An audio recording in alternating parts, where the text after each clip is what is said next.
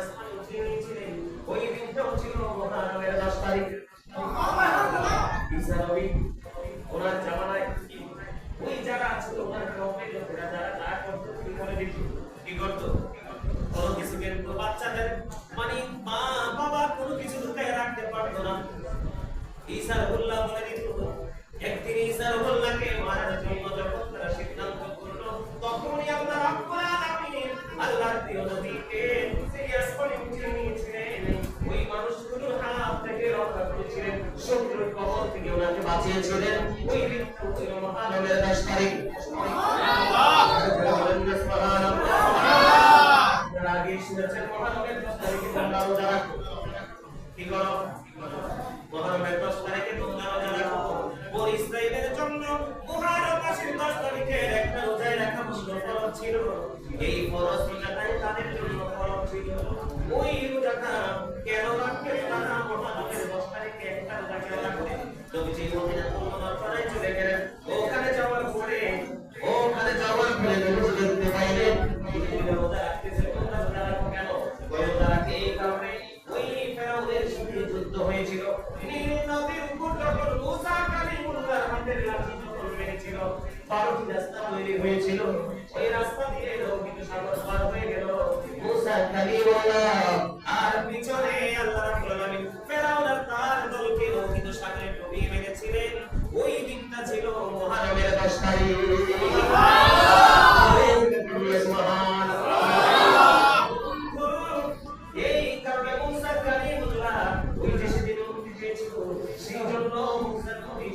পোষণ করে ইহুদিরা একটা রোজা রাখতেন। কয়টা রোজা? আরো জোরে একটা। কয়টা রোজা? একটা রোজা। আমার নবীজি বললেন না আমরা আগামী বছর থেকে দুইটা রোজা রাখবো। একটা যদি রাখি তাহলে ইহুদিদের মতো হয়, আমরা ইহুদিদের মতো প্রতিরোধা অর্জন করব। আমার রাসূল জানিয়ে দিয়েছেন তোমরা যদি মুহররমের 10 তারিখে একটি রোজা যদি তোমরা রাখতে পারো ওই একটি রোজা রাখার কারণে তোমার 40 বছরের গুনাহগুলি আমার আল্লাহ মাফ করে দিবে। সুবহানাল্লাহ। এই সেটা চলতেছে আজকে মুহররমে 10 তারিখ চলতেছে কিনা? কালকে মাগরিবের আগে এটা শেষ হয়ে যাবে। 10 তারিখ টাইম পাস হয়ে যাবে। তাহলে মুসা নবী মুক্তি পেয়েছিলেন কোন দিন? এই মুহররমের 10 তারিখ। 10 তারিখে মনসুর শেখ এখানে এই মাত্র ইয়াকুব আলাইহিস সালাম নবী ইউসুফ আলাইহিস সালামকে হারিয়ে ফেলেছিলেন। ওনাকে হারিয়ে ফেলার পরে আল্লাহ রাব্বুল আলামিন হযরত ইউসুফ আলাইহিস সালামকে ইয়াকুব আলাইহিস সালামের কাছে ফেরত দিয়েছিলেন এই মুহররমের 10 তারিখে। সুবহানাল্লাহ। আর জোরে বলেন না সুবহানাল্লাহ। সুবহানাল্লাহ। সুবহানাল্লাহ বলতে বলতে কান বই করতেছেন না? একটু করে সুবহানাল্লাহ বলা লাগবে না, মাটি শেষ হয়ে যাবে। হয়তো বা হতে পারে কারো জীবনের মাটিটা শেষ মাটি। এটা মনে করে বসতে হবে, তাহলে জীবনের জন্য মাপ পাওয়া সম্ভব। এখানে বসে বসে বাইরে চিন্তা করলে, টাইমিং চিন্তা করলে এভাবে করি চাইনি তাহলে হইতো না। বন্ধুরা আমার শুধু এখানে একমাত্র নয়, হযরত সুলাইমান আলাইহিস সালামের রাজত্ব আমার আল্লাহ ফিরিয়ে দিয়েছিলেন। ওই দিনটা ছিল এই মুহররমের 10 তারিখ। ইউনুস নবী মাছের পেটে ছিল কি ছিল না? আরো জোরে বলেন ইউনুস আলাইহিস সালাম মাছের পেটে ছিল। ওই মাছের পেট থেকে তিনি উদ্ধার হয়েছিলেন। আমার আল্লাহ উদ্ধার করেছিল। ওই দিনটাও ছিল ওই মুহররমের 10 তারিখ। আপনাদের এই ছোট ছোট করে কথাগুলো বলার কারণ হলো এই দিনটার ফজিলত, এই দিনটার মর্যাদা, এই দিনটার শান, এই সময়টার মর্যাদা জানার জন্য আমাদের এই দিনটা থেকে খুশি হওয়ার কথা না, তার হওয়ার কথা। আরো যারা বলেন খুশি হওয়ার কথা। বেশি বেশি করে আমরা নামাজ পড়বো, কোরআন তেলাওয়াত করব। বিশেষ করে আজকে যারা রোজা রেখেছেন আগামীকাল তারা রোজা রাখবেন। এই মুহররমের 10 তারিখের মধ্যে অন্যতম পাওয়ারফুল আমল হলো এই 10 তারিখে একটা রোজা রাখা। আমার রাসূল বলে দিয়েছেন এদিন রাখা। আমার রাসূল বলে দিয়েছেন রমজানের রোজার পরে গুরুত্বপূর্ণ রোজা হলো মুহররমের রোজা। আর ফরজ নামাজের পরে গুরুত্বপূর্ণ ইবাদত হলো রাতের নামাজ। আমার নবীজি বলেছেন আমার আহলে ভাই, আমার কলিজার টুকরা, এরা হলো নবীজির স্ত্রীর মতো। কিসের মতো? নবীজির স্ত্রীর মতো। ওই নবীজিকে বিশ্বাস করে আমাদেরকে বেছে দিয়েছিল আমার আহলে বাইতের সাথে যদি তুমি প্রেমে যদি লাগাও তাহলে তোমার জন্য কি অপেক্ষা করতেছে সুবহানাল্লাহ কিন্তু এখন আমাদের দেশে ইয়াজিদের প্রশংসা করার মতো আলেম আছে না নাই আছে আর জোরে বলে আছে আজকে শুয়ে অনেক ভিডিও দেখছি আজকে শুয়ে অনেক ভিডিও দেখছি অনেক বড় বড় শায়েখ ইয়াজিদকে বলে ইয়াজিদকে বলে ভালো বলা যাবে না মন্দ বলা যাবে নাউজুবিল্লাহ আরেক শায়েখ ওয়াজ করতেছে ইমাম হুসাইনের হত্যার পিছনে ইয়াজিদের কোনো হাত ছিল না ইয়াজিদ এই রক্তপাত চায় না তাহলে চাইলো নাকি কথা বলেন এই রক্তপাত ঘটাইলো কি না এটাকে আমরা বিশ্বাস করব যদি কই যে ইয়াজিদ বড় সুশীল কথা এটাকে বিশ্বাস করব না ইয়াজিদকে নাকি কাফের বলা যাবে না তাও যাবেন কোথায় এজন্য বলছে আপনি আপনার সন্তানদেরকে ওইভাবে শিক্ষা দিতে হবে নাহলে তারা বুঝবে না কাল হাসরের দিকে আপনাকে আমাদের ধরা করতে হবে যা আল্লাহর কাছে আল্লাহ আমাদেরকে শিখায় নাই কি করে নাই কথা বলেন ওরা আমাদেরকে কি করে নাই শিখায় নাই পড়ায় নাই সেই কোনো জবাব আসেনি আরে কথা বলেন না আসেনি জবাব তাহলে আমি আপনাদেরকে কি বুঝাইতে চাইছি এটা অত্যন্ত গুরুত্বপূর্ণ একটা দিন এবং আপনারা আদম আলাইহিস সালাম তো গন্ধম খাইছে ঠিক আছে না গন্ধম খাওয়ার পর আল্লাহ রাব্বুল আলামিন বলেছেন তুমি জামিয়া you get out from here জান্নাত থেকে বের করে দিলেন এত বড় নিয়ামত থেকে বঞ্চিত করে দিলেন তারপরে তওবা করতে করতে ক্ষমা চাইতে চাইতে আল্লাহ রাব্বুল আলামিন যে দিনটাকে কবুল করলেন সেই দিনটা ছিল মুহররমের 10 তারিখ সুবহানাল্লাহ আপনার আমার নামে গুনাহ আছে না নাই তাহলে তওবা করার দরকার আছে না নাই আমার শুধু এটা নয় আপনার আমার নবীকে সবাইকে কোরআন মালিকানা দিয়েছিলেন আমার আল্লাহ ওই দিনটা ছিল এই মুহররমের 10 তারিখ সেই সময় কোথায় দাঁড়িয়ে আমার নবীজি উম্মতের জন্য আল্লাহর কাছে সুপারিশ করবে সুবহানাল্লাহ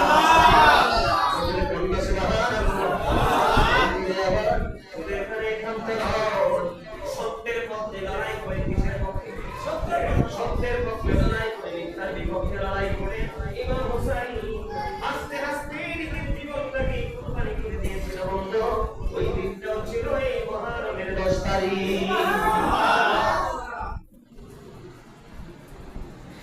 আমাদের এখান থেকে শিক্ষা নেওয়া দরকার না এখন আপনাদের এবার জানা দরকার আপনাদের এবার ঠিক আছে লড়ে গেছে ঠিক আছে মাথা ব্যথা করতেছে প্রচন্ড আপনাদের একটু জেনে রাখা দরকার যুগে যুগে একটা ইয়াজিদ মার্কা মৌলবী বের হবে কি বের হবে কথা বলে নেই আমি একটু শুনে মানে যুগে যুগে ইয়াজিদ মার্কা মৌলবী কি হবে অলরেডি আজকে মনে 1 ডজনের উপরে শুনছি শুধু ইয়াজিদের প্রশংসা করতে চান আবার কয় ইমাম হুসাইন নাকি রাজনীতি বুঝতো না কি ইমাম আবার বলে ইমাম হুসাইন নাকি ক্ষমতার জন্য যুদ্ধ করছে আমি আপনাদেরকে বলি তারপর আপনারা ডিসাইড করবেন একটা কথা বানাই বলছি না কারণ ইয়াজিদকে আমি দেখি নাই এই দুনিয়াতে যারা ইয়াজিদের প্রশংসা করে আপনারা তাদেরকে বললেন যে ভাই ইয়াজিদের কবরটা কোথায় একটু জানো ঠিক কি না কি ইয়াজিদের কবরটা কোথায় একটু জানাও ইয়াজিদের কবর কই আছে পৃথিবীর মানুষ জানে না কারণ এটা নষ্ট নষ্ট এটা কাফের নাউজুবিল্লাহ বলে নাউজুবিল্লাহ এটা তো মুসলমান না আরে এটা তো হিন্দু খ্রিস্টান বৌদ্ধ ছিল এটাও মুসলমান ছিল কিন্তু মুসলমানের মধ্যে জাত আছে না একটা হলো ইমানদার মুসলমান আর একটা হলো মুনাফিক মার্কা মুসলমান কথা বলেন না কেন জর্ডান মিশর আছে না নাই আছে না নাই ইরানকে ধ্বংস করার জন্য ইহুদিদেরকে সহযোগিতা করছে কি করছে না সৌদি আরব ড্রোন দিয়ে ঠেকাইছে দেখতেছেন নিউজ এরা কি মুসলমান আবার কয় ইরান তারা মুসলমানই না এমন যারা মুসলমান তারা কই ইরান তো একাই যুদ্ধ করতেছে ইহুদিদের সাথে ঠিক কেন বলেন আর করে ইহুদিদের দিকে বিবেচনা করতে হবে আমাদের বাংলাদেশে কিন্তু মিডিয়া বানাই ফেলতেছে ইরানের তারা নাকি মুসলমান না তো তোমরা মুসলমান করে যুদ্ধ কেন যাও ইরানের পক্ষে যুদ্ধ করো এগুলো ওখান থেকে আসছে আমি আপনাদের আপনাদেরকে বলে বলবো, আমি একদিকে আপনাদেরকে ছোট্ট একটা টপিক দিয়ে দিলাম কি সেই মহারম মাসের যে পর্বটা সেটা করতে পারবেন কি? আর জোরে বলে আর জোরে আরেকটু বলবো বুঝাই দিব আরেকটু বুঝাই দেই। এই মহারম মাসের 10 তারিখেও যদি পৃথিবীর মাথায় হাত তোলাইয়া যদি মহাব্বত কইরা মায়া কইরা শক্ত কইরা না কি কইরা মহাব্বত করে করে কেউ যদি করে এই মশায়ের মাথায় হাত দিয়ে দেয়, আমরা শুরু করেছি অল বর্তমান জন্য স্পেশাল নিয়ামত এদিকের মাথায় কতগুলো চুল আছে তোমার আমল নামায় কতগুলো চুলের সমপরিমাণ নেক আমার আল্লাহ বরাদ্দ দেয়।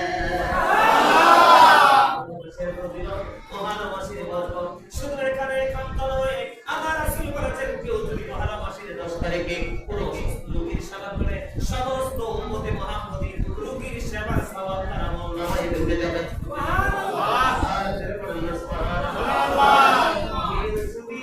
এই মুহররমের 10 তারিখে তোমাদের আগে তোমাদেরকে যে কোনো কিছু সমান করতে যেই কোনো কিছু যদি ইফতারি করায় আমার রাসূল জানিয়ে দিয়েছে তোমার আমলনামায় সমস্ত উম্মতে মুহাম্মাদীর ইফতারি করার সওয়াব তার আমলনামায় ঢুকে যাবে। এই যে আজকে রাত একটা নামাজ আছে তাহাজ্জুদের পরে পরে বাকি পরে মাত্র 4 রাকাত কয় রাকাত সেই সূরাটা পারেন সেটা দিয়ে পড়বেন অবর্ণনীয় নিয়ামত।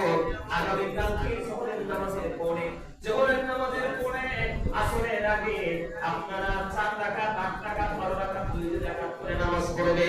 অবর্ণনীয় নিয়ামতের নামাজ বন্ধ আল্লাহ যেন কবুল করে নেয়। সকলে বলুন আমিন আমিন। আমি আপনাদেরকে বলে দিতে চাই আর কিছু বলার পর এই আমল নিয়ে আর কিছু বলবো না, আর কিছু বলবো না। এবার একটা জায়গায় আমি আপনাদের সামনে একটু বন্ধ তুলে ধরতে চাই। ইয়াজিদের প্রশংসা নিয়ে মৌলবীরা করে ইয়াজিদকে ভালো সাজাইতে যারা চায় তারা সত্যিকারের কিতাব একটু পড়তে পারে নাই। আমি আপনাদেরকে বলি ইয়াজিদ 60 হিজরিতে রজব মাসের 1 তারিখে ক্ষমতায় আসছে। 60 হিজরিতে রজব মাসের 1 তারিখে ক্ষমতায় আসছে। এশার পরে ঘোষণা দিয়ে দিল সে ইয়াজিদের বায়াত গ্রহণ করবে না, তার বিরোধিতা করবে, তার সর্বোচ্চ সাজা হলো মৃত্যুদণ্ড। আউযুবিল্লাহ বলেন না আউযুবিল্লাহ। ইয়াজিদ ক্ষমতায় আসার পরে ইমাম হুসাইনের কাছে চিঠি লিখেছেন।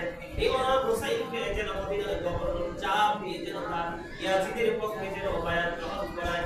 ইমাম হুসাইনকে যখন ডাকা হলো ইমাম হুসাইন চিঠি উত্তর দেওয়ার জন্য তিনি আসলেন। আসার পর ইয়াজিদের পক্ষে ইয়াজিদের প্রতি বায়াত গ্রহণ করার জন্য যখন চাপ দিলেন ইমাম হুসাইন রাদিয়াল্লাহু তাআলা বললেন না না না, আমি গোপনে কোনো কথা বলবো না, আমি প্রকাশ্যে কথা বলবো, আমি প্রকাশ্যে কথা বলা ছাড়া কিছু আমি বলতে পারবো না।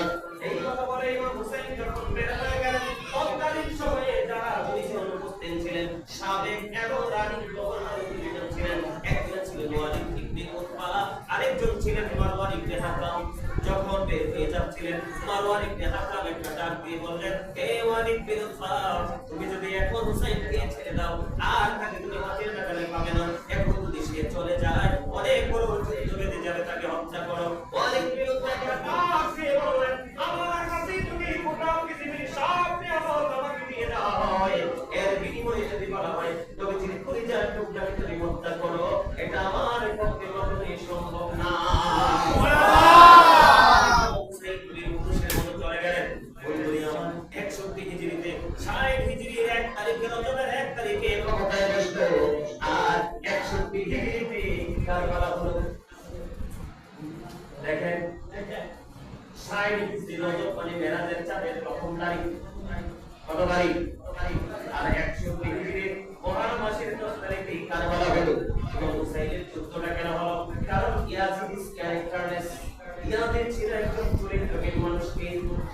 সে যদিও দাঁড়িয়ে টুপিয়ে বন্ধ, যদিও সে মুসলমান ছিল, প্রকাশ্যে ইসলামের বিরোধিতা করে নাই, মসজিদ ভাঙে নাই, মাদ্রাসা ভাঙে নাই, কিন্তু তার মুখে ছিল ইসলামের কথা, অন্তরে ছিল ইসলামকে ধ্বংস করার পায়তারা। ইয়াজিদ সম্পর্কে ছোট্ট একটা মেসেজ আমি আপনাদেরকে দেই। ইয়াজিদের উপদেষ্টা ছিল একজন ইহুদি, যার নাম ছিল বন্ধু শারদুল বিন মানসুর রুমি, যিনি দিনের বেলা বারোটা যখন আর মহম্মদ সুবহান রাতের বেলা পৃথিবীর মধ্যে বেশ করে দিত। তোরে বললা নাউজুবিল্লাহ সমাজে যদি এমন ক্যারেক্টারলেস পারসন থাকে আমরা তাকে গ্রহণ করব? কথা বলেন না, গ্রহণ করব না।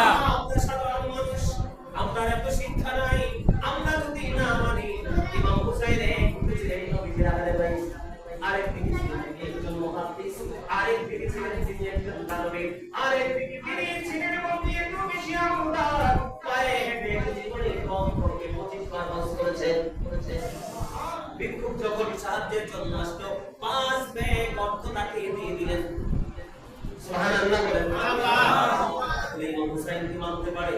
বন্ধুরে আমার 61 হিজরিতে কারবালা হলো, তার কারণ হলো 60 হিজরিতে ক্ষমতায় বসলো, 61 হিজরিতে কারবালা হলো, 63 হিজরিতে গেল পরে 63 হিজরিতে জিলহজের চাঁদের সাদায় সাদায় 37 হিজরিতে পয়নি মুখস্থ করেন, এগুলো বলেন না একটু।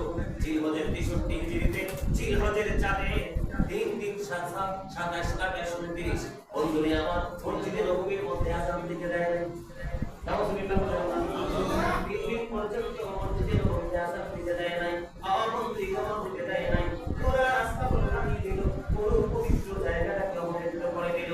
এই মসজিদে নববীর মধ্যে এক রাকাত নামাজ পড়লে 50,000 রাকাতের সমান সওয়াব পাওয়া যায়। ওই পবিত্র ভূমি, পবিত্র জায়গা মসজিদে নববী, ওই মসজিদে নববী বন্ধ করে দিল। খানায় কাবাতে আগুন জ্বালিয়ে দিল। মদ, জুয়া, সিনা, ব্যভিচারে ভিত্তিক বৈধ বলে ঘোষণা দিয়ে দিল।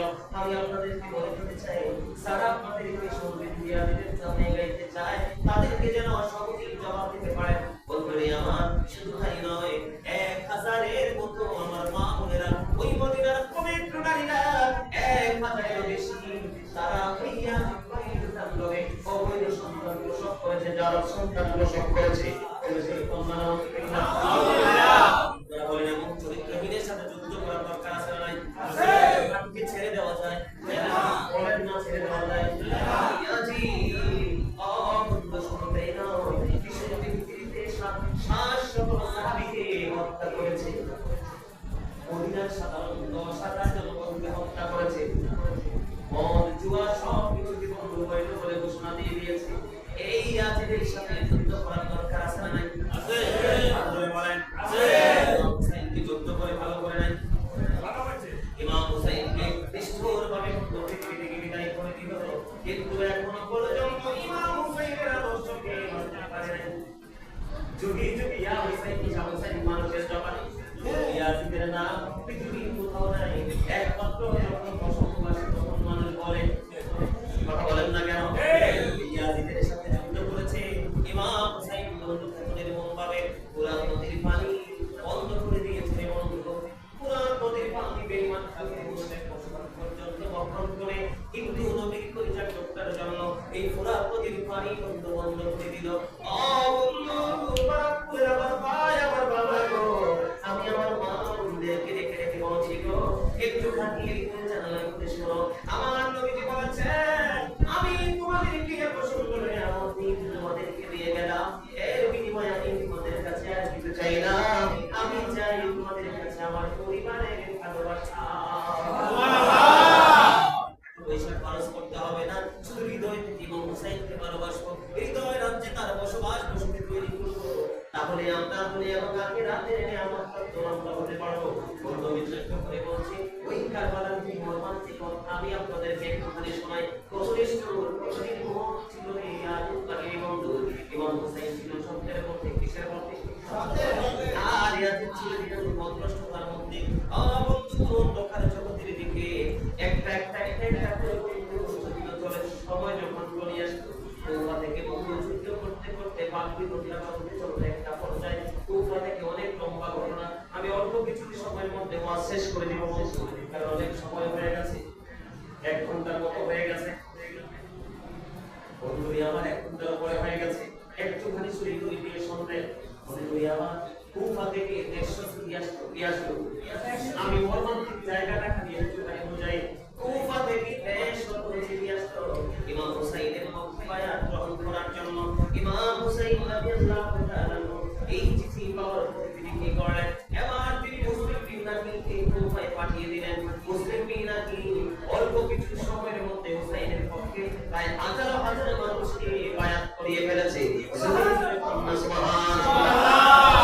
এবার তৎকালীন সময় ইবনে জিয়াদ জানতে পারলেন ইমাম হুসাইনের পক্ষে যেভাবে বায়াত দেওয়া শুরু হয়ে গেছে, সত্যের পক্ষে এইভাবে মানুষ দাবি হচ্ছে, আমরা আমাদের নোংরামি আমরা আমাদের অভিনয় করতে পারবো না, কারণ হুসাইনের পক্ষে বায়াত শুরু হয়ে গেল। এদিক দিয়ে বন্ধু মুসলিম বিনাকি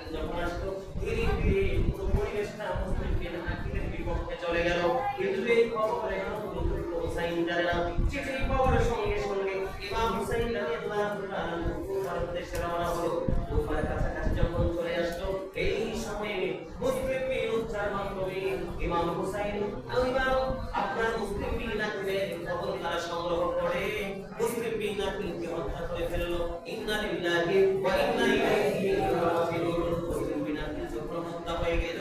এরই মধ্যে ইমাম হুসাইন কুফা থেকে রওনা হয়ে গেল। বন্ধুরা আমার, ইমাম হুসাইনের কাছে খবর চলে আসলো, মুসলিম মিরাকিলকে ইয়াজিদ বাহিনী নির্মমভাবে শহীদ করে দিয়েছে।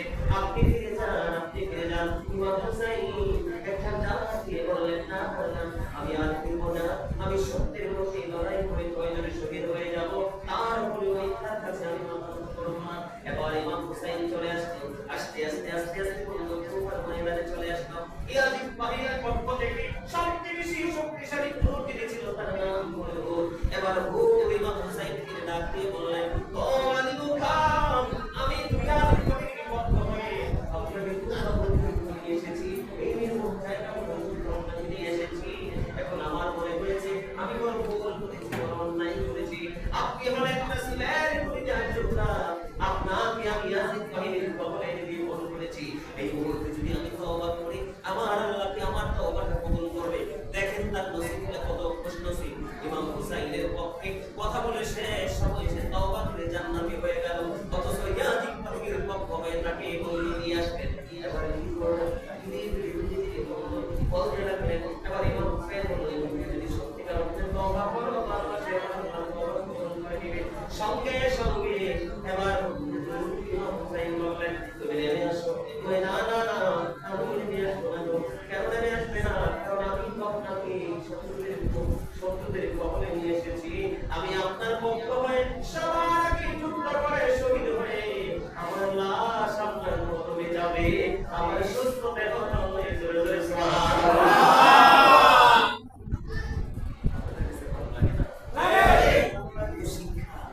আপনি বাস্তব জীবনে এগুলো বাস্তবায়ন করবেন। আপনার সাথে কেউ অন্যায় করলে তারা 10 জন হোক, আপনি একজন হবেন, কিন্তু আপনি একজনই সত্যের পক্ষে দাঁড়িয়ে যাবেন। ঠিক কিনা বলেন? এই দু সাইডের শিক্ষা। ইয়াজিদ বাহিনী ছিল 22,000-এরও বেশি। কত? 22,000-এরও বেশি। আর হুসাইনি কাফেলা ছিল মাত্র 72 জন। কোনো মিলাই না। কত জন? কিন্তু তারা কি পিছপা হয়েছে?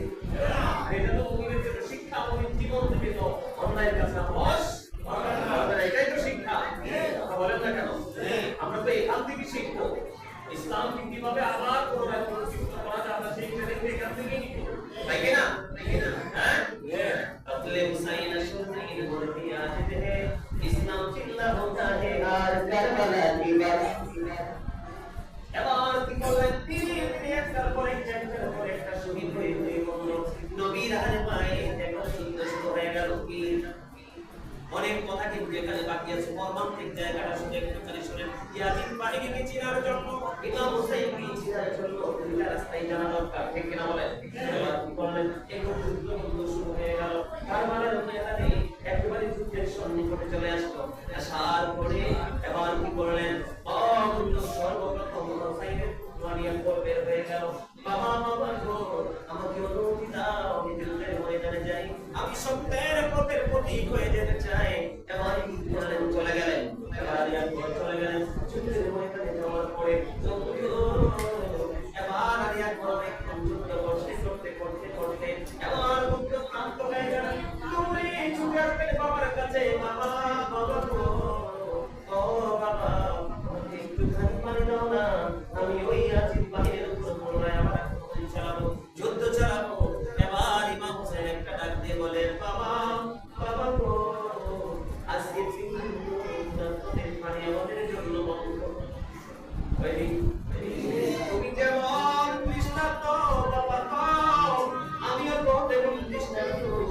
আমি কেমন তোমাকে পানি দিব বাবা? আমার কাছে মাত্র একটা রাস্তায় খোলা আছে বাবা। বাবা কি গো, আমার কাছে একটা রাস্তায় খোলা আছে।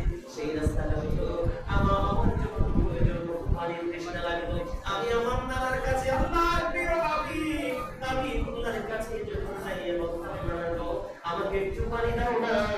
আমার নানা আমার দিকে মোবারক বের করে দিত, আমি জিহ্বা চুষে চুষে আমি পরিতৃপ্ত হতাম। বাবা, আমি তোমার দিকে আমার জিহ্বাটা বের করে দিয়ে বলে, আমার জিহ্বাটা চুষে তুমি পরিতৃপ্ত হও।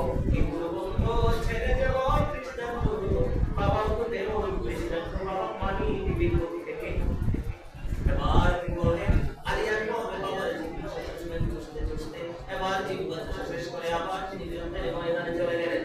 যুদ্ধের ময়দানে কি বন্ধু আবার পুরো যুদ্ধ শুরু করলেন। হঠাৎ করে কারবালার ময়দান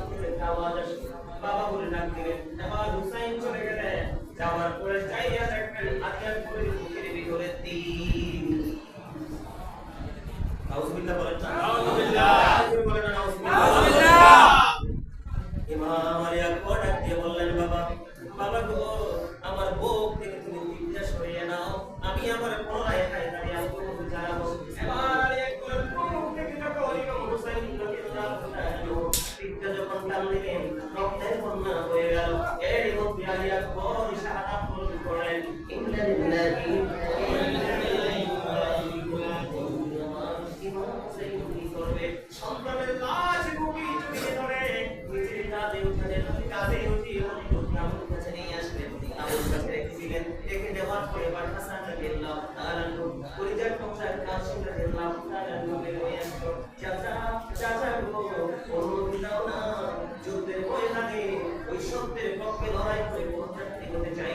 এবার কি করলেন? দিয়ে দিলেন যুদ্ধের ময়দানে গিয়ে বন্ধু। এবার কাশিম রাদিয়াল্লাহু তাআলা শাহাদাত করলেন। চাচা কি করবে? ওনার হাতে কিছু করার নাই, শাহাদাত পাওয়া ছাড়া। ঠিক কিনা বলেন? ঠিক কিনা বলেন? এবার কি করলেন?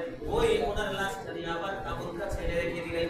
আবুর কাছে রেখে দেওয়ার পরে ইমাম হুসাইন যখন বসে রইলেন, এই মুহূর্তে হযরত আলী আসরের বুকের দিকে করে ওই আলী আসর ছোট্ট আলী আসর শহীদ করে দেয়। জোরে জোরে কন্যা নাউজুবিল্লাহ।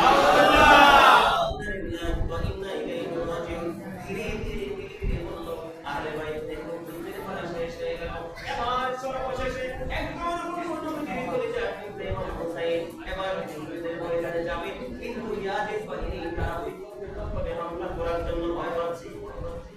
যুদ্ধের ময়দানে যখন চলে গেলেন, যুদ্ধ করতে করতে করতে করতে করতে করতে এমন একটা পর্যায়ে চলে আসলো, এমন একটা পরিস্থিতি তৈরি হয়ে গেল, চতুর্দিক আক্রমণ চালালো। আক্রমণ করতে করতে এবার ইমাম হুসাইন একটা ডাক দিয়ে বললেন, এখন কি নামাজের সময়? ওই হয় এখন নামাজের সময়। নামাজের সময় বলতে দেরি না, আমাকে একটুখানি সময় দাও। আমার জীবনের শেষ যুদ্ধ আমার মালিককে আমি দিয়ে যেতে চাই।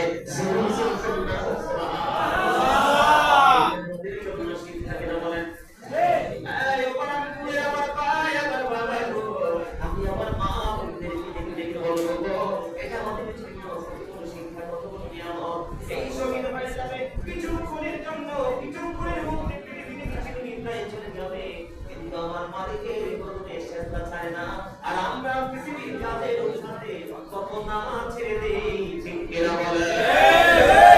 হুসাইনের কাফেলার সদস্যের অন্তর্ভুক্ত হতে পেরেছি। কথা বলেন না, হতে পেরেছি? হতে পারিনি। যদি হুসাইনের কাফেলার লোক হতে চায় তাহলে অন্যায়ের বিরুদ্ধে প্রতিবাদ করতে হবে, সময় মতো নামাজ পড়তে হবে, সাহায্য চাইলে তাকে হাত বাড়িয়ে দিতে হবে। বন্ধু, নবীর আদর্শ, নবীর সুন্নাহ, ইসলামের বিধানকে পুনরায় আবার জীবিত করার জন্য আপনার চেষ্টা করে মানুষকে পুনরায় জীবিত করতে হবে। ঠিক কিনা বলেন?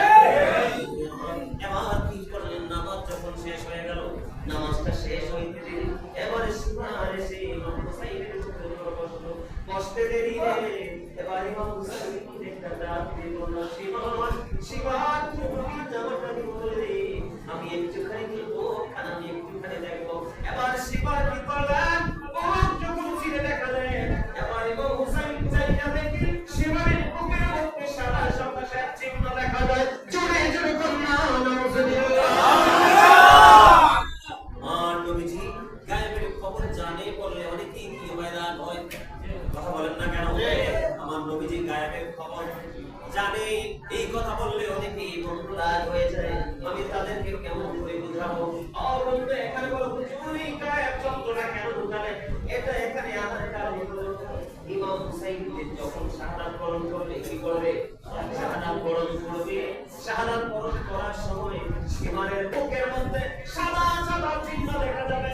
এটা আমার নবী আগেই বলে গেছে, এটা না জানলে কি বলা সম্ভব? কথা বলেন না, না জানলে কি বলা সম্ভব? না জানলে বলা সম্ভব নয়। আমার ইমাম হুসাইন যখন কষ্ট করলেন, বুকের জামা খোলা হলো, বুকের জামা খোলা হলে চাইয়া দেখেন ওই সময় বুকের মধ্যে সাদা সাদা চিহ্ন দেখা যায়। শুধু এখানে খন্ড নয়, আমার নবীজি বুকে থেকে যাওয়ার আগে উম্মে সালমাকে এক মুসলিম মাটি দিয়ে বলে গেলেন, এই মাটিগুলো জব্দ করে রেখে দাও। যেদিন দেখবা ওই মাটিগুলো রক্তে লাল হয়ে গেছে, সেই দিন মনে করবা আমার কলিজার টুকরা শহীদ হয়ে গেছে। সত্যি সত্যি বন্ধু, ইমাম হুসাইন এই সময় শাহাদাত বরণ করলো। উম্মে সালমা ওই সংরক্ষণ করা মাটিগুলো এই জায়গায় রেখেছিলেন। চাইয়া দেখতে ওই মাটিগুলো একবারে রক্তে লাল লাল হয়ে গেছে। সুবহানাল্লাহ।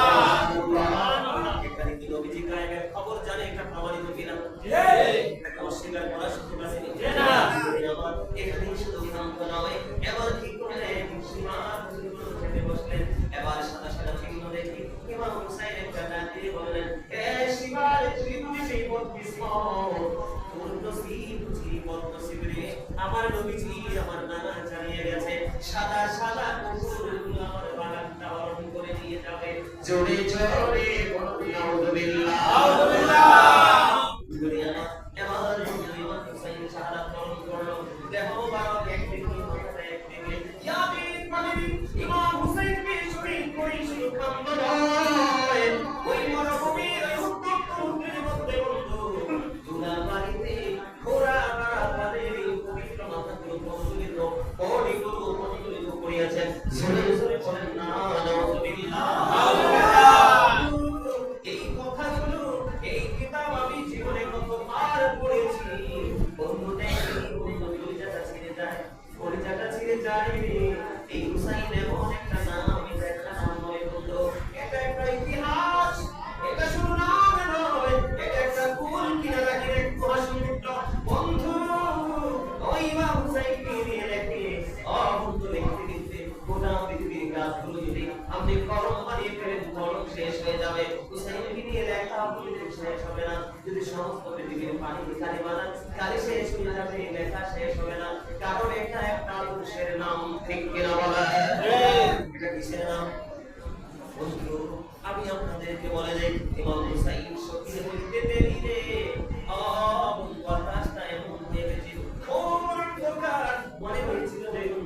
মনে হয়েছিল যখন সাথে সাথে কিয়ামত কায়েম হয়ে যাবে যখন ইমাম হুসাইন শাহাদাত বরণ করলো সিরিয়ার যে কোনো পাথর সরে বন্ধু পাথরের নিচ থেকে রক্ত প্রবাহিত হতো যখন ইমাম শহীদ হয়ে গেল ওই বাইতুল মুকাদ্দাসের ঝুলন্ত পাথর থেকে তাজা রক্ত বন্ধু প্রবাহিত হতে লাগলো আসমান কাঁপলো জমিন কাঁপলো আকাশ কাঁপলো বাতাস কাঁপলো এমনকি জিন জাতিরা পর্যন্ত কেঁদেছে ইমাম হুসাইনের শাহাদাত কেউ মেনে নিতে পারে না এমনভাবে নির্মমভাবে নিষ্ঠুরভাবে কোন বেঈমান কাফির কাউকে হত্যা করে না এমনভাবে ইমাম হুসাইনকে বন্ধু শহীদ করে দিল বন্ধু শুধুমাত্র পৃথিবীর জন্য দুনিয়ার জন্য কিসের জন্য আমি আপনাদেরকে শুরুতে বলেছিলাম এই দুনিয়াটা একটা ধোঁকা সূরা আলে ইমরানের 185 নম্বর আয়াত থেকে মনে আছে আমি বলেছিলাম যে ফার্স্ট টাইমে আমি আপনাদেরকে কেন বললাম ধোঁকা এই কারণে বন্ধু বলেছি ধোঁকা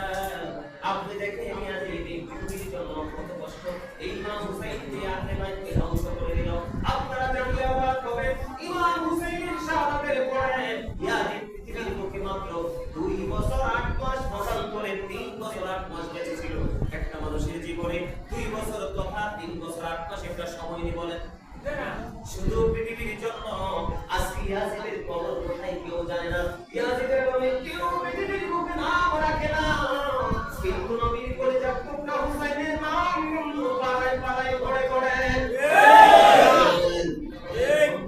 ইমাম হুসাইনের পবিত্র মাজার শরীফ জিয়ারত করতে মানুষ পাগল করা হয়ে যায় ছুটে যায় কিন্তু ইয়াজিদের নাম অনেক জোর করে মনে নেয় না তো মুহররম মাসে শুধু একটু কথার প্রসঙ্গে বলতে হয় কথা বলেন না কেন ইয়াজিদ বাহিনী এত নষ্ট ইয়াজিদ বাহিনী এত নষ্ট বন্ধু ইমাম হুসাইনের মৃত্যুতে এমন দেখা যেত আকাশের দিকে তাকালে এমন দেখা যাইত মনে হইতো একটা তারকায় আরেকটা তারকায় আঘাত করছে এমন অবস্থা ছিল রে ঘটনা শেষ করা যায় না বন্ধু আমি সেই দিকে আর যাই না ইমাম হুসাইন যখন শহীদ হয়ে গেল মাথা মোবারক কাটা হয়ে গেল এখন ইয়াজিদ থেকে পুরস্কার লাগবে কি লাগবে না লাগবে তো দামেস্কের উদ্দেশ্যে রওনা হয়ে গেল যাইতে যাইতে যাইতে যাইতে হঠাৎ বন্ধু রাস্তার মধ্যে দেখবেন শহীদ তারা বন্ধু চলে গেল সন্ধ্যা ডানা দিয়ে দিল আর সন্ধ্যা দিকে আনানো যায় না এবার কি করলেন বন্ধু একটা জায়গায় ইয়াজিদ পাইনি তারা কি করলেন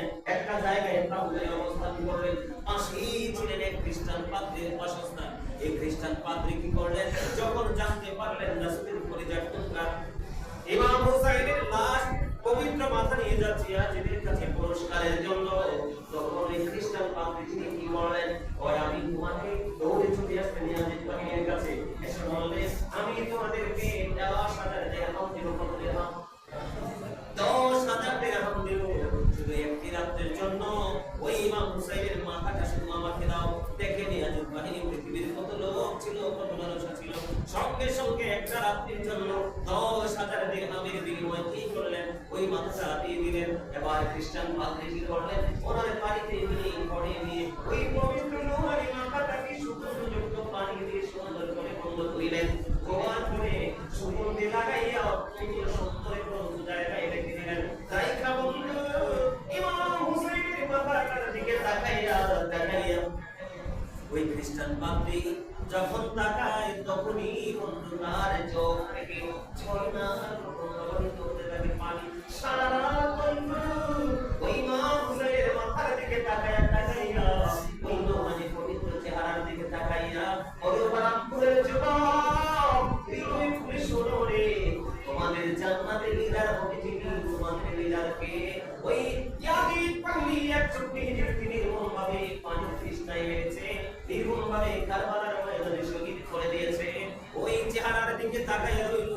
খ্রিস্টান সারা রাত বসে বসে কাঁদলেন।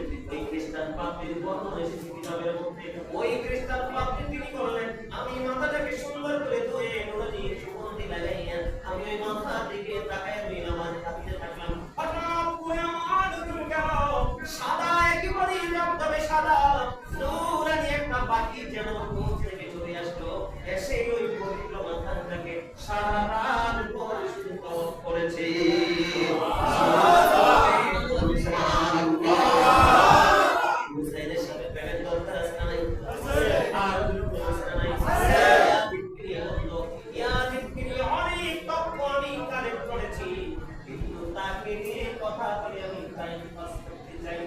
কারণ তার কাছ থেকে নোটামি ছাড়া কিছুই শেখার নাই।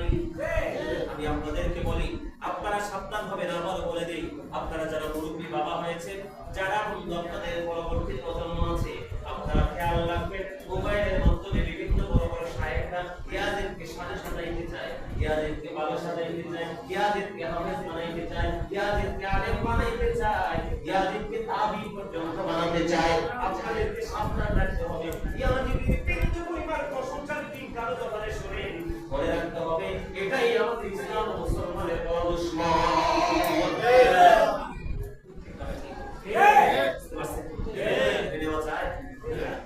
মদটাকেও মানতে পারে, মদ খাওয়া, ইয়াজিদ তো মদ পান করতো, তার দল মদ পান করতো। তার যে উপদেষ্টা ছিল একজন ইহুদি, যার নাম ছিল শারজুল বিন মানসুর নবী। মদ সম্পর্কে আল্লাহ কোরআনে বলেছেন, ইন্নামাল খামরু ওয়াল মাইসিরু ওয়াল আনসাবু ওয়াল আজলামু রিজসুম মিন আমালি শাইতান।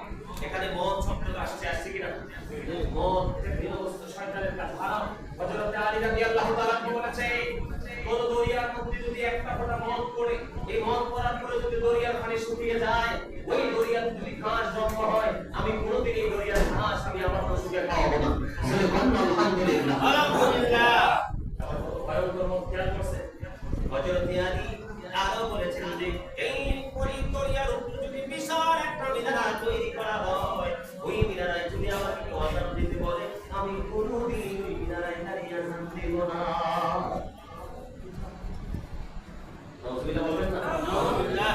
কারবালার ইতিহাস আমাদের জানা দরকার না? এখানে একটা জিনিস, ইমাম হুসাইন সত্যের পক্ষে থেকে লড়াই করেছে, জীবন দিয়েছে, তারপর মিথ্যার কাছে মাথা নত করে নাই। সমাজে উপস্থিতি, আগামী দিনটা ধরে আজকে যারা প্রোগ্রামে যুক্ত হতে পারেন না, তারা আগামীকালকে যদি কোনো পান সাহায্য করবেন। আমি আর আলোচনা লম্বা করতে চাই না, অনেক আলোচনা হয়ে গেছে। একটু মিলাদ করবো কি আমি করবো ওনাদের দিন, ঠিক আছে? আপনারা অনলাইন থেকে, আমি আগামীকালকে কারবালার আরেকটা অংশ নিয়ে আলোচনা করবো, তারপরের দিন আরেকটা অংশ নিয়ে আলোচনা করবো। কারণ দুদিন ধরে কোনটা নিয়ে আলোচনা করা যায় না। তবে আপনাদেরকে দাওয়াত দিয়ে যাই, সবার বাড়িতে কিন্তু মোবাইল আছে। আসসালাম, আপনাদের নাতি থাকুক, ছেলে থাকুক, যাকেই বলেন, যে গাজী সুলাইমান হুজুরের যদি ভালো লেগে থাকে, এটা প্রায় সামনা যে ওনার কারবালার যে ওয়াজগুলো আছে, এগুলো আমাকে এনে দাও, ডাউনলোড করতে হবে। ওনাকে আল্লাহ কেমন ভালোবাসতেন, উনি কিভাবে আমল করতেন, উনি আমাদেরকে কি নসিহত করে গেছেন।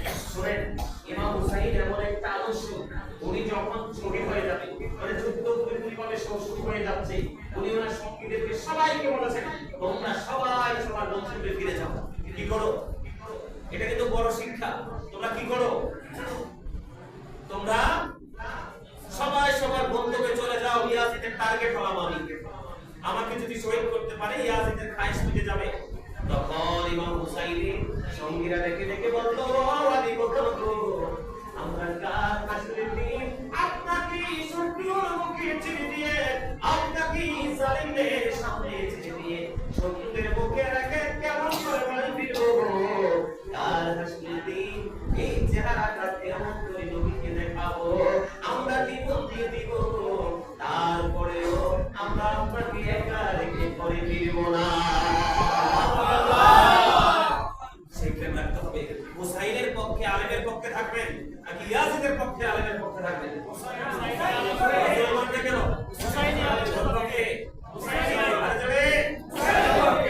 হুসাইনকে নিয়ে কবি গজল লিখেছে, ধীরে ধীরে চালাও ছুরি সীমানারি দোলা,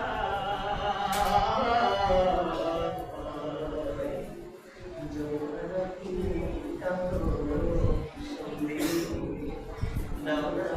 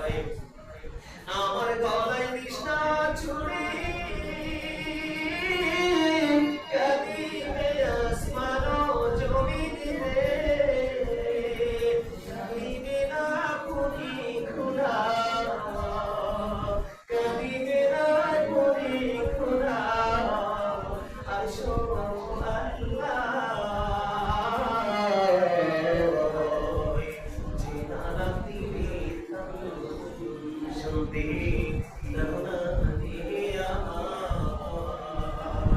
কোথায় রইলেন মা জননী, তোমার হুসেন ধরা শাহী গো, সীমার বসিল মাগো, সীমার বসিল মাগো আমারি সিনায়। চেনা না পীরের কাতর শুনতে দাও না রে আমায়। ধীরে ধীরে চালাও ছুরি সীমার আমারি গলায়। চেনা না পীরের কাতর শুনতে দাও না রে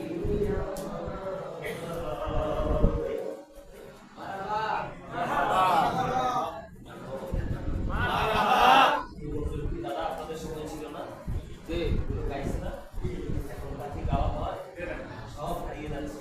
কারণ কি যে আমরা আমাদের সন্তানদের শিক্ষা করছি না, শিক্ষা দিচ্ছি না।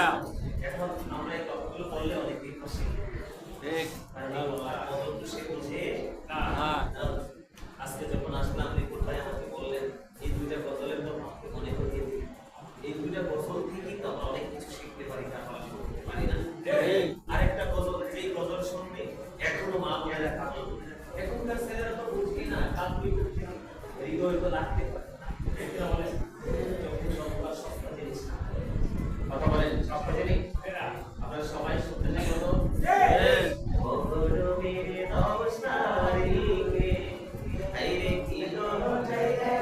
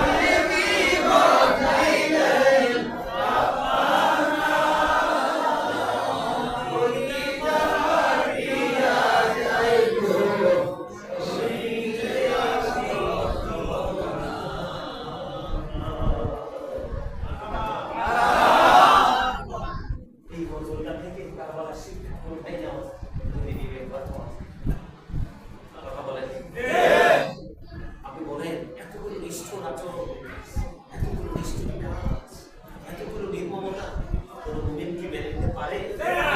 মুসলমান মেনে নিতে পারে?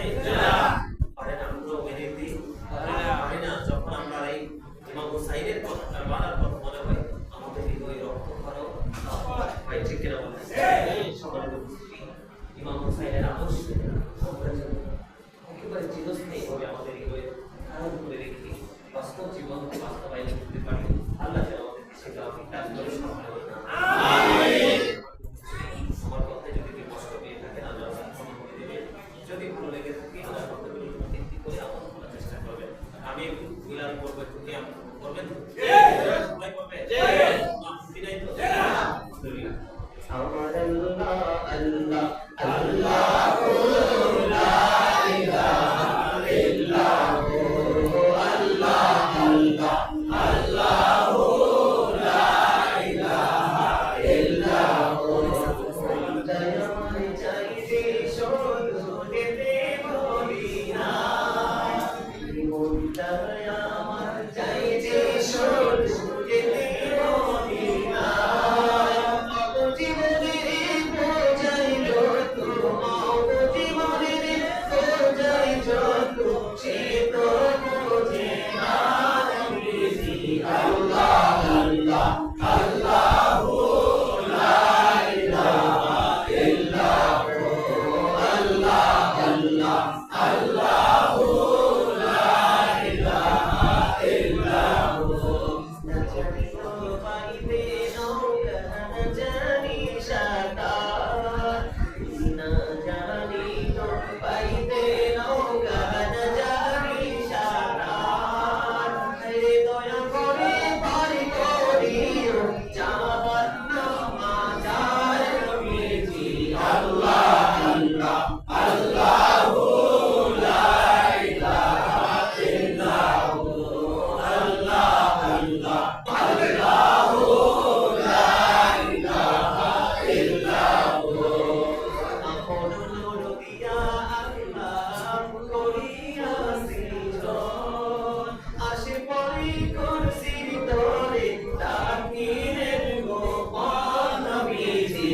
আল্লাহ আল্লাহ আল্লাহু লা ইলাহা ইল্লাহু আল্লাহ আল্লাহ আল্লাহু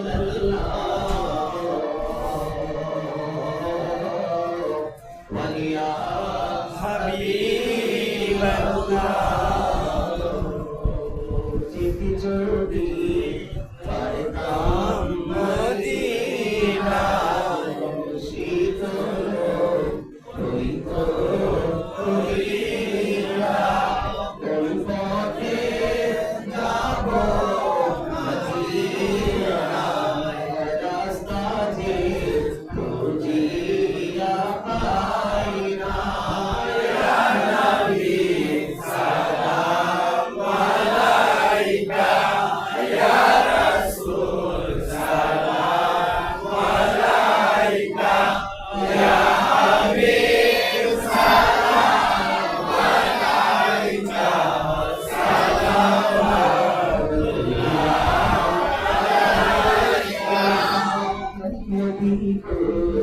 যদি না হইতে সব কিছুই পারে দেখিতে মোদের লাশ কবরে রাখিবে নবীর মতো আপন করে ইয়া নবী সালাম আলাইকা ইয়া রাসূল সালাম আলাইকা ইয়া হাবিব সালাম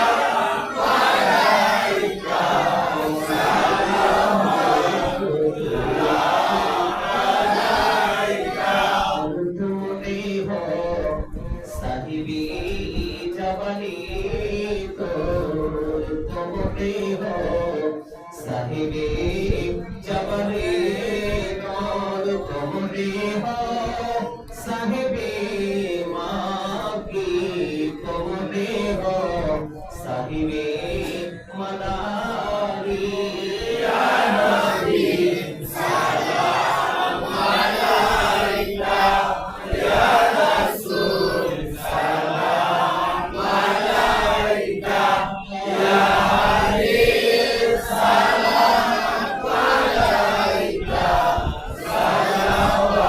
সালাওয়াতুল্লাহ আলাইকা জগত জাহানে বাদশাহ রামতে রে তাইফে রাস্তার কিনারে কেন যে মারলো কাফের মায়া নাই তাদের অন্তরে ইয়া নবী সালাম আলাইকা ইয়া রাসূল সালাম আলাইকা ইয়া হাবিব সালাম আলাইকা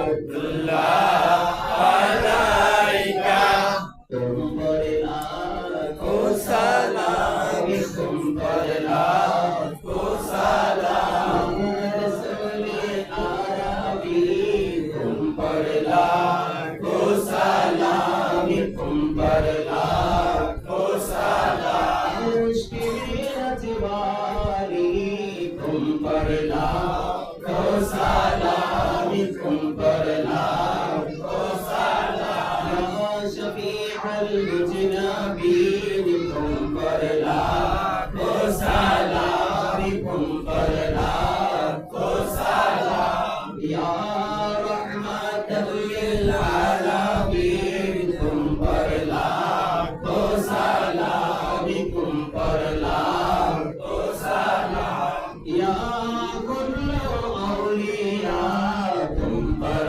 लाखो सलाम तुम पर लाखो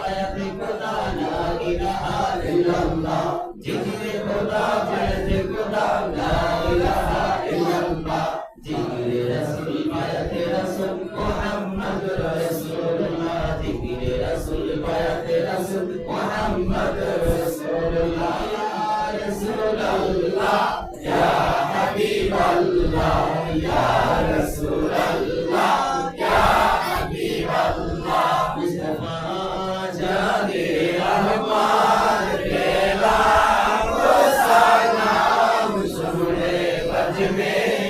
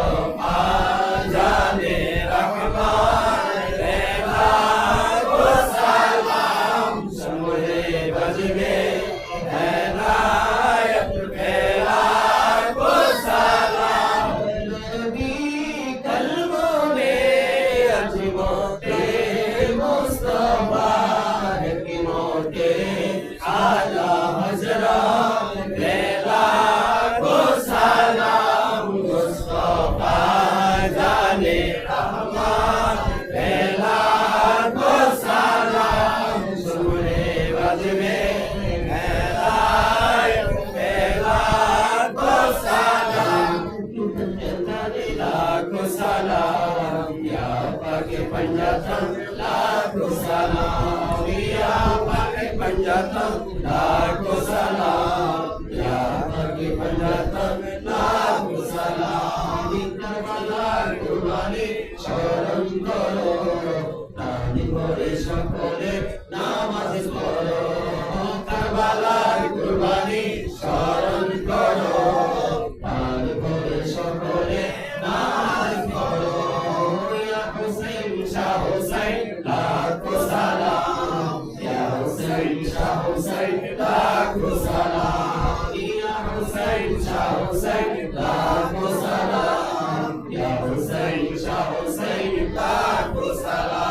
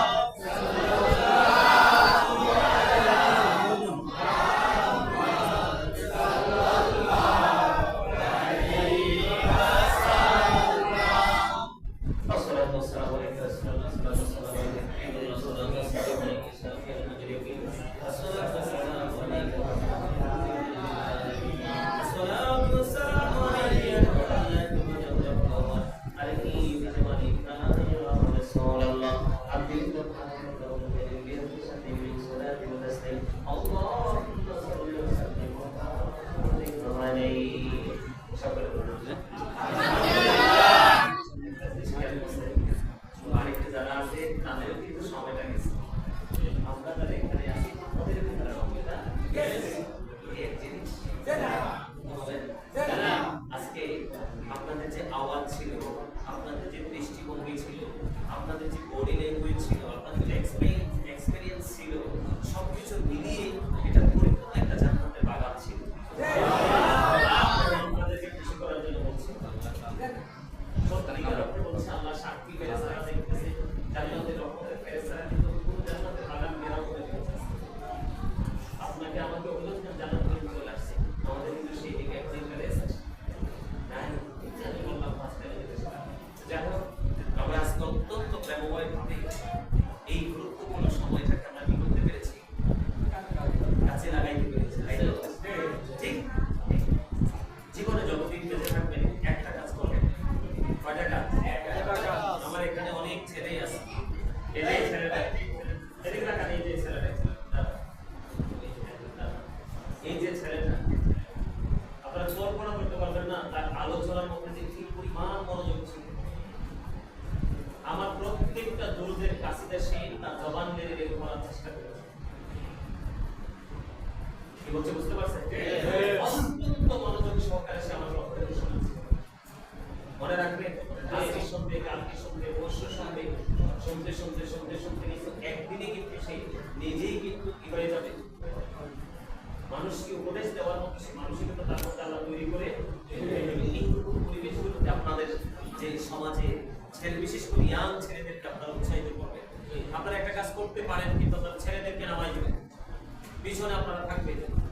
আমি যুবক ভাই তোমাদেরকে বলে যে আরেকটা ছেলে এসেছে, এই যে আমার নাক করা হয়ে যে ছেলেটা এত আদবের সাথে বসেছিলেন, আলোচনা শুনেছে, এটা সত্যিকার অর্থে জান্নাতের বাগানের মেহমান যেভাবে বসার কথা ঠিক সেই আদব তার মধ্যে ছিল।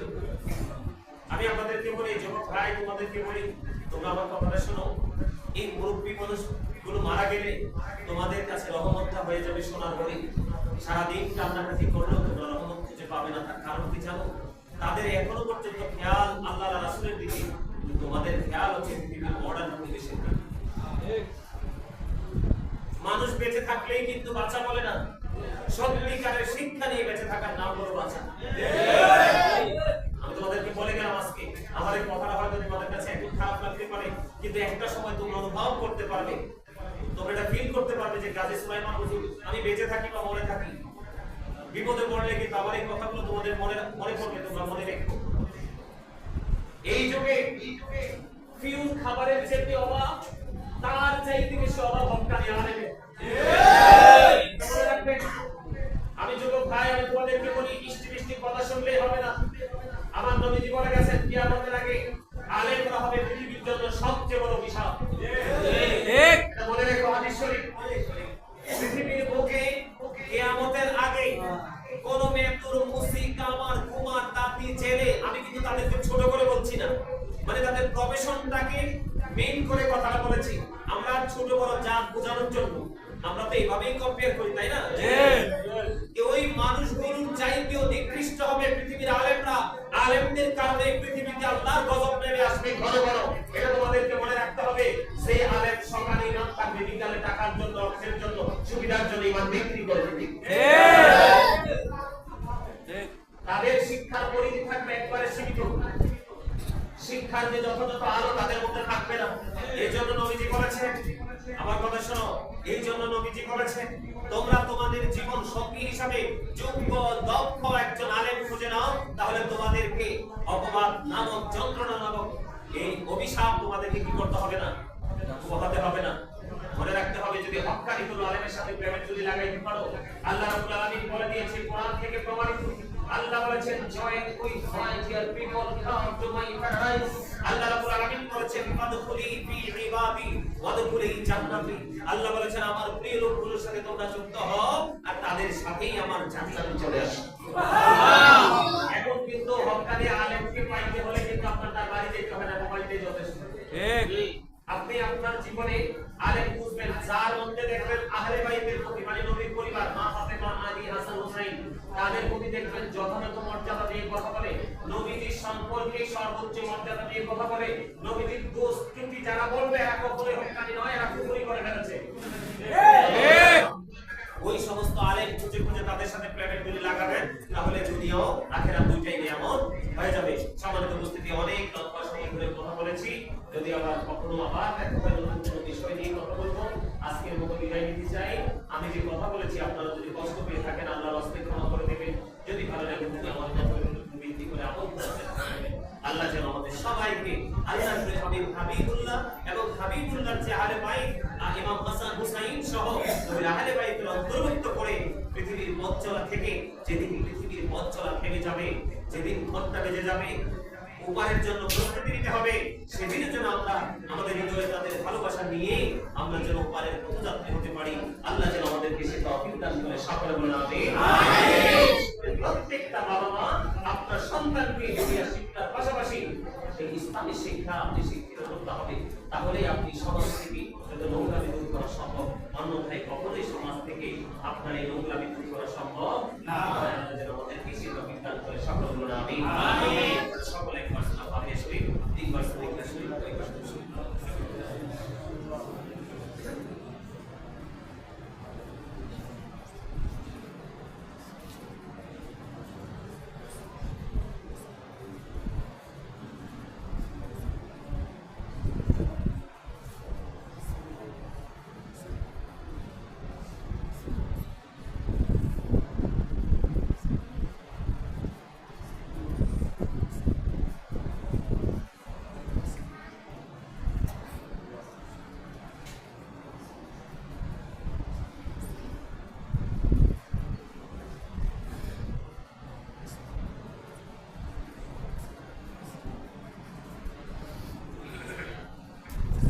اللهم امين. ربنا ظلمنا انفسنا وان لم تغفر لنا وترحمنا لنكونن من الخاسرين. ربنا لا تزغ قلوبنا بعد إذ هديتنا وهب لنا من لدنك رحمة إنك أنت الوهاب.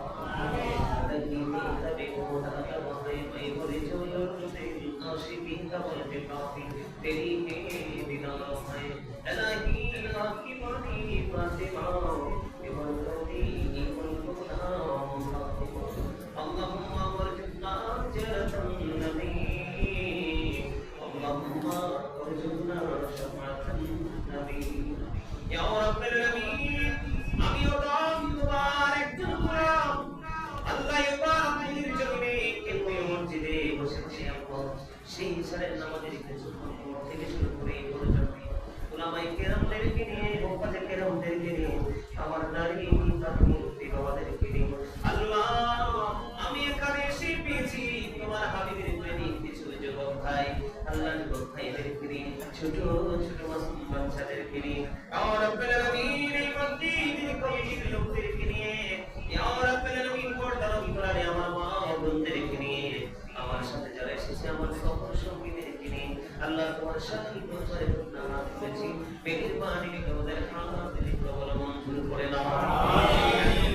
আলোচনা করেছি সকল ত্রুটিগুলো ক্ষমা করে দিন। হাতিয়া লক্ষ্য করে বাড়াইয়া প্রাণের দক্ষিণ রানী মরণ বড়কে সুখী সুন্দর এই হাতিয়া তুলি পৌঁছায় দাও।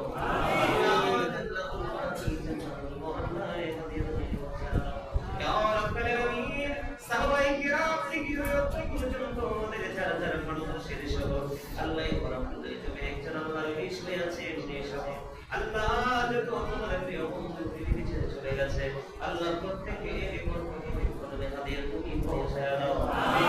বিশেষ করে আজকে যারা এই জান্নাতের বাগান সাজিয়েছেন, ইয়া রাব্বুল আলামিন আমার ভাইকে আমাকে প্রতিদিন বারবার দিয়ে আল্লাহ খুশি করে হচ্ছেন, মুনাজাত করেছেন এবং আমার বাড়ি গিয়ে ইয়া রাব্বুল আলামিন আমার সাথে দেখা করেছে। আল্লাহ তখন পরিশ্রম করেছে, মানে দিয়ে আমার কাছে চলে গেছে। আমার বাইরে বংশধর ওনার সাথে যারা সহযোগী হিসেবে কাজ করেছেন উপস্থিত হয়েছেন এই জান্নাতের বাগানে।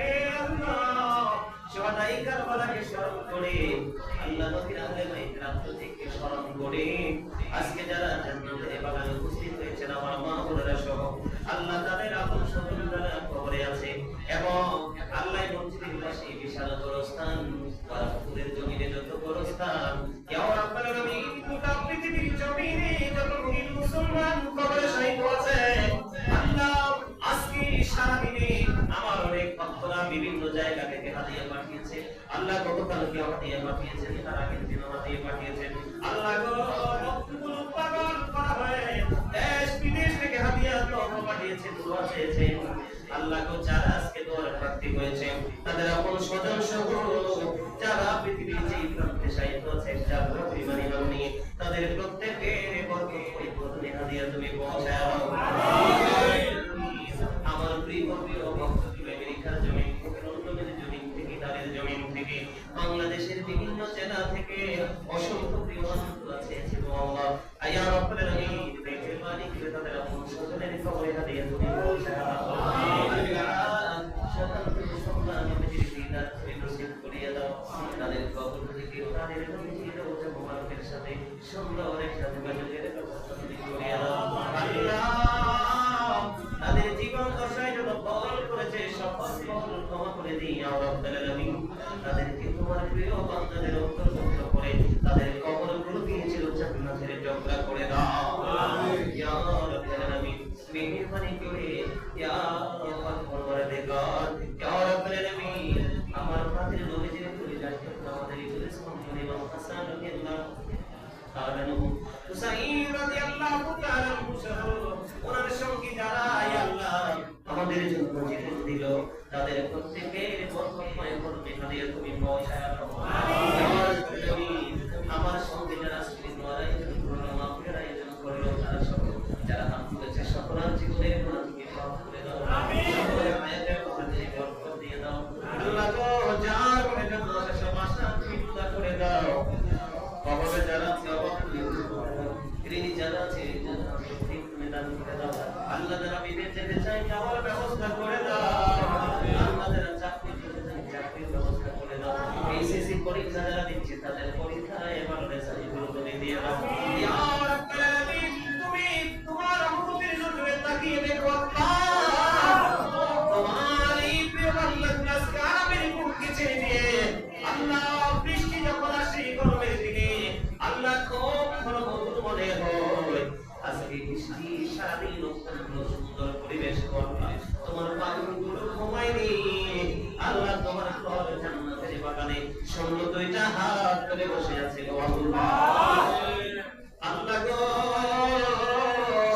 তাদেরকে কেমন করে তুমি খালি ফিরাইয়া দিবা আমার সঙ্গে আমার ভাই বাবারা আমাদের যুবক বন্ধুরা যারা হাত তুলেছে সবার জীবনের গুনাহ মাফ করে দাও। সবাইকে তোমার প্রিয় বান্দাদের অন্তর্ভুক্ত তুমি করে নাও আল্লাহ গো। বিশেষ করে বিভিন্ন ছেলেগুলো এসেছে, বিভিন্ন মিডিয়ার লোকগুলো এসেছে আল্লাহ। এই বৃষ্টিকে উপেক্ষা করে আল্লাহ সুন্নিয়তের গোলামি করার জন্য এসেছে আল্লাহ। প্রত্যেকটা মিডিয়াতে তোমার খাস রহমত বরকত তুমি বর্ষণ করে দাও আল্লাহ। তারা যেন প্রাণ উজাড় করে ফেলে যেন দিনের গোলামি করতে পারে সেই তৌফিক তুমি দান করে দাও আল্লাহ। পারাপুরের জমিনে প্রত্যেকটা ঘরে ঘরে আল্লাহ তোমার খাস রহমত তুমি বর্ষণ করে দাও আল্লাহ। এই কারণে তুমি সকল বালা মুসিবত থেকে তুমি পরিপূর্ণ হেফাজত করে দাও ইয়া রাব্বুল আলামিন। আহলে বাইতের প্রেমী করে বাঁচার তৌফিক দাও, আহলে বাইতের প্রেমী করার তৌফিক তুমি দান করে দাও আল্লাহ। ওই নিয়ামতের পরিপূর্ণ ওই সুদূর জান্নাতে আমাদের নেতা হিসেবে নবীর পরিচয় চক্রকে পাওয়ার সৌভাগ্য নসিব করে দাও আল্লাহ গো। এই পারাপুরের জমিনের মানুষগুলোকে তুমি এমন ধনী বানায়া দাও যেন প্রতি বছর এই নবীর প্রেমে আহলে বাইতের প্রেমে বাগান যেন তারা সাজাইতে পারে আল্লাহ ইয়া রাব্বুল আলামিন। মেহেরবানি করে আমাদের নামাজ তুমি কবুল করো, জীবনের গুনাহকে তুমি মাফ করো, হায়াতের বরকত বরকত দিয়ে দাও আল্লাহ গো। মেহেরবানি করে কত আমার বাবা হাত তুলে যে তুমি নজর দিয়ে দেখো আমার যে কোনো বাবা অথবা মা বোনদের যাতে তোমার জন্য হয়েছে তার হাতের উসিলায় আমি গুনাহগারকে তুমি কবুল করে নাও আল্লাহ গো। সারাটা জীবন যেন চুরি করে আল্লাহ গো এই দিনের দাওয়াত যেন সবার কাছে পৌঁছে যেতে পারে সে শক্তি তুমি বাড়িয়ে দাও আল্লাহ। তোমার কাছে আমার স্পেশাল দরখাস্ত আল্লাহ ইয়া রাব্বুল আলামিন। আমার এই বিবেক আমার এই ব্রেইন যেন মৃত্যু পর্যন্ত যেন ইয়া রাব্বুল না হয় আল্লাহ। এটাকে তুমি মৃত্যু পর্যন্ত ঠিক করে রাখিও আল্লাহ। যেটাই দেখো যেটাই শিখো সেটা যেন ব্রেইনে সেটআপ দিয়ে রাখতে পারি ইয়া রাব্বুল আলামিন। শারীরিক মানসিক সুস্থতা দান করে দিও তোমার প্রিয় গোলামদের অনুগ্রহ তুমি করে رب ارحمهما كما ربياني صغيرا رب ارحمهما كما ربياني صغيرا দয়া করে ক্ষমা করো মনওয়ালা ভিখারি রোগী বয়সে ছাড়ি সাহা কইবার নাহি কিছু আমি গুনাহগার সব কিছু মেনে নেব পরোয়ার দেখা ভালো মন্দ সবই আছে তোমার জমিনে ধরিবে না দোষ তবু আশা রাখি মনে ছোট বড় সব কাছে কলমে কিরে মানি তুমি হাসিবি তুমি রহমানি রব্বির কারহামা কামা রব্বায়ানি সগীরা আল্লাহ ওয়ানা সুমার মদিনাতে দেখাইও বিদ্যুৎ দাসরা জীবনের গুনাহ তুমি মাফ করে দিও যেদিন আখিরি বিচারের শরীফা বিদ্যুৎ আমাদের সামনে যে হাজির হবে ওই কঠিন বিপদের দিনে প্রাণের নবীজি দুলারি চেহারা মুবারক দেখাইয়া আমাদের প্রত্যেকের জবানে ও কলবে জারি করে দিও কালিমাতুল লা ইলাহা ইল্লাল্লাহ